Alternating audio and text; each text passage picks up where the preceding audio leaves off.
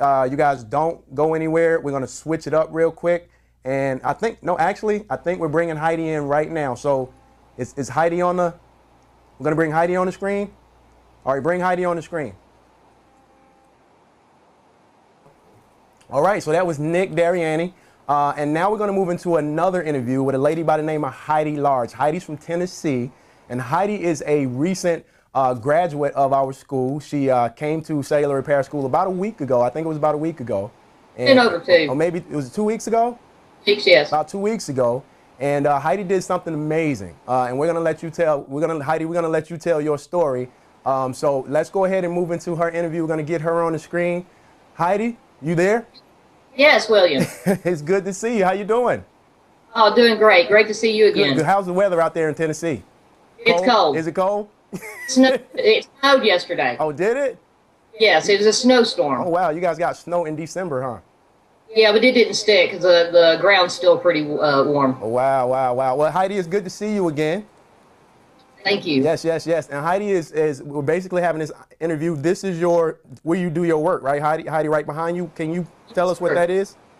Yes, the workstation's right back there. This is the mail station / find things / whatever. Right, but that's the actual repair station back there. So that's where you do all of your work, all of your repairs. Everything. Sweet. Is that in your home? Yes, yes. This is in my I would call it a spare room. My living room's right there. And then this is what I would call a spare room or a guest room or something. Okay, okay. That's nice. Now, Heidi, you just, like we said, we just recently attended Cellular Repair School, correct? And yes. And your first week of doing repairs, tell everybody what happened your very first week of doing repairs. First week of repairs, I made over $1,000. Wow, wow. Yeah. And how hard or difficult was that for you? It was hard. I mean, you're not going to walk into this business and just expect people to be knocking at your door. You need to be knocking at their door. Right, right. You need to get crazy proactive. So what did you do? What did you do to be proactive? What was some of the things you did?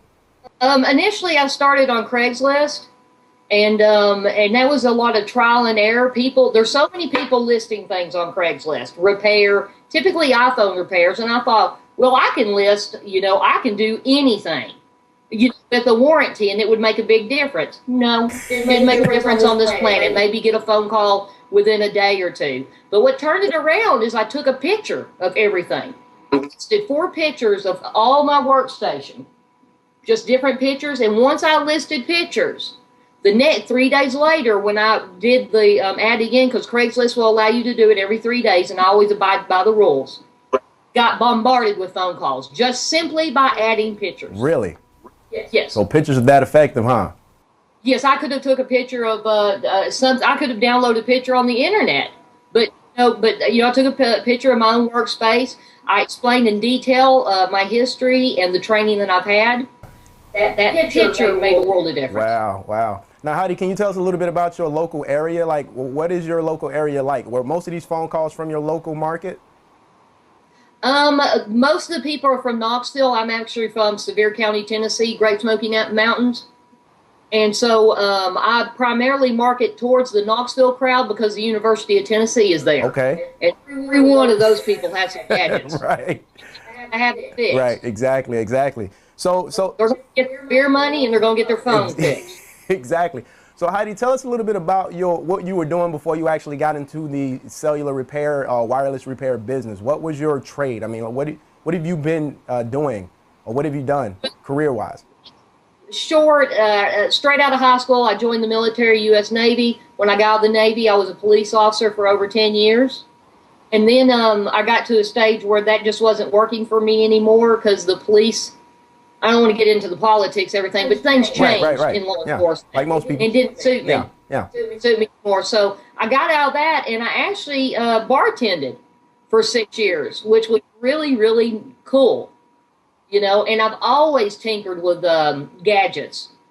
See, when I was a kid, every time someone would give me a watch, Mother said I'd take it apart immediately.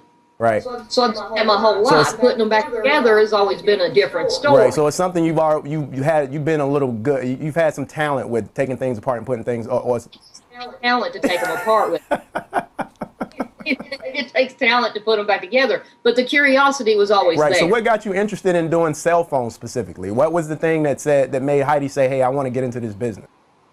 I'm not really know what started that, except for my love for cellular phones. My first one was a bag phone, a Mercury Tracer years ago, or Mercury Hatchback, whatever I think the heck it was. the big ones, right? Yeah, I had a big old box, Right. about that big, and it was right there in the console. And I've always loved, the from the onslaught, from the pagers to the cellular phones. And I've owned like my cell phone number I've had for probably 15 years. And then some point when I was bartending, I don't know exactly what started it, but I started buying phones on Craigslist. And I just find a phone, look at the completed listings to see what that phone actually was sold for, and then try to get it for a minimum of $100 lower than what I could sell it for, because you got a lot of fees when you go through eBay. Fees, if the PayPal fees, shipping fees, and everything. So I always strive to make $100. So that worked out well, but there's a lot of running involved with that. And so when you're bartending, you're up till 5 in the morning, and it's hard to do that. And that was actually before you got your training, right? So you were doing that with just pretty much the knowledge you had based on the experience you had, right? Doing that for years. Yeah, I've been doing that for years. So had you ever had any formal training with? Oh, no, sir. Not at all? Okay. No, other than the YouTube training, internet training. So what made you make the decision to seek out a place like us, like Cellular Repair School, to get some formal training? Well, what happened is I was still bartending, and I was doing very well there, and my father got diagnosed with stage 4 cancer. So I had to quit, and I'm not asking for boo-hoo, it happens. But I quit my job to spend full time with my mother and my father to help him. Well, I still needed to make an income in the meantime. So I was still doing the buy-sell trade with limited success. Still didn't have the time to run the roads. And then something clicked in me. My father passed. And then I'm already 3 years out of the work environment. I really don't have any skills to give. And then I went hardcore in the buy-sell trade. Well, a lot of these phones they're damaged. What I would have thought simple repairs. And it was like, my gosh, if I could just get some training. Now, I know that you can just get online and look this stuff up. Forget it. I need hands-on. I have to have hands-on. You can't just throw a book in front of me and expect anything positive. Right. So you attended the school, right? And how did you feel about that investment? How did you feel about attending school, and what did you get out of it, and how has it worked for you? Obviously, you've had success. First week, $1,000. That's incredible. Congratulations, by the way. I returned my investment in a week and a half, William. A week and a half. That's amazing. 2 weeks, I returned the air flight. Wow. Wow. Yeah, I mean, no kidding. I returned my initial investment in a week and a half, and say a week later, I paid for the whole trip. Now, we know the online support. So the support you get after you leave, have you been able to use that? It's superb. I use it, I told you before, the HTC, my first phone that I had to repair was an HTC Droid. It had never been taken apart before. It took me 5 hours to take it apart and put it back together. And the reason why is I didn't look at your video. Right. It's going to be the mistake your students are going to have. They're going to get home, and they're going to have a little cockiness to them, and they're going to be like, I got this. I'm trained now. And I ignored the video. I ignored the instruction. I just dove into it with a sledgehammer, and I paid for it with 5 hours of my life. Plus, it took me 5 times to get it right. That's kind of good in a certain way, because that experience, right? So you learned a lot in those 5 hours, I'm willing to bet, right? Yep, I would have went to your video. You much rather have watched the video and cut that time in half, huh? Don't ever have to watch the video again, I think. I've done 2 to 3 other droids since, and it's been within an hour I can have it totally disassembled and fixed and repaired. Right. So what are some of the biggest challenges you faced since leaving school? Really the only challenges that I face is my own ignorance. Like the biggest problem I'm having right now is that I order parts and I didn't label them when I got them. So now I got a drawer full of parts. I don't know where they go to. So I've spent all this morning looking at pictures of digitizers and what flex cable comes out this direction compared to that direction, and just to document, so it's been my failures. It's not been anything, the instruction was perfect. People just get in their home and they just lose all common sense, just kind of flow and do it their own way. And another big obstacle is that I do have the point of sale software that you all recommended. How's that working for you? How's that working for you? I haven't really got to that yet. I mean, that's another thing. I mean, when I've got 10 phones to repair, do I want to repair them, or do I want to learn a software program? So that's not been my priority. So I went to my handy dandy book and I just write things down. The very first POS system invented? Exactly. This is not POS right. You have to do what you have to do. If the money's flowing, you got to get your priorities in order, and you take that money.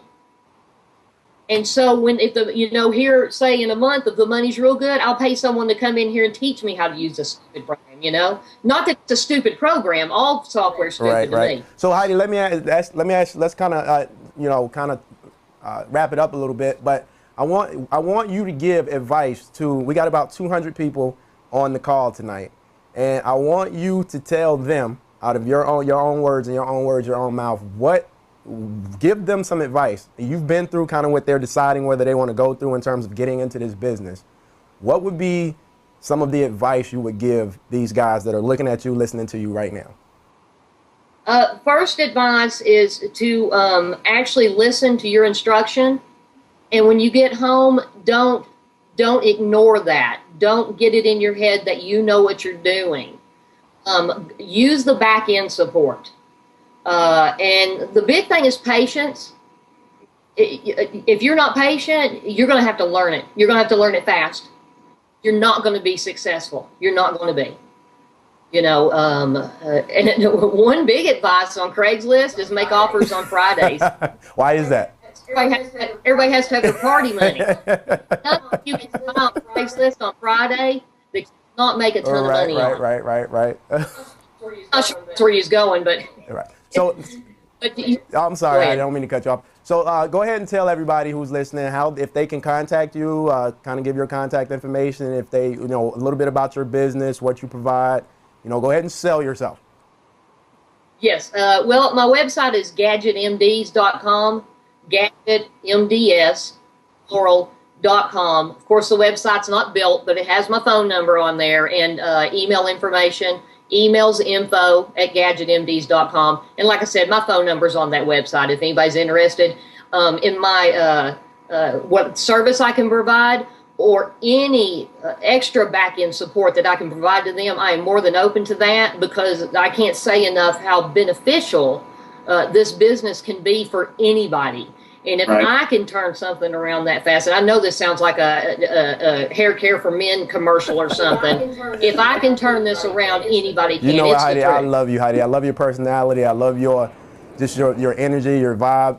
You just give it to them straight, and that's what I love about you, and that's why we actually asked you to be on today. So we want to thank you for doing this and talking to these people who are listening to you right now. It's been very helpful. We wish you the best of luck.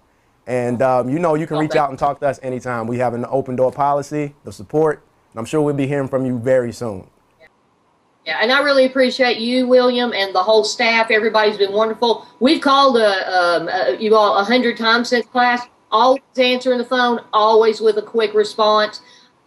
No one's ever acted annoyed. And I know you all get tons of phone calls, and I just can't stress how much the school has really changed my life. Because now I feel like I'm doing something for myself and not working for the man, which I never was good at. All right, Heidi. So we're going to sign off. We're going to move to our next event.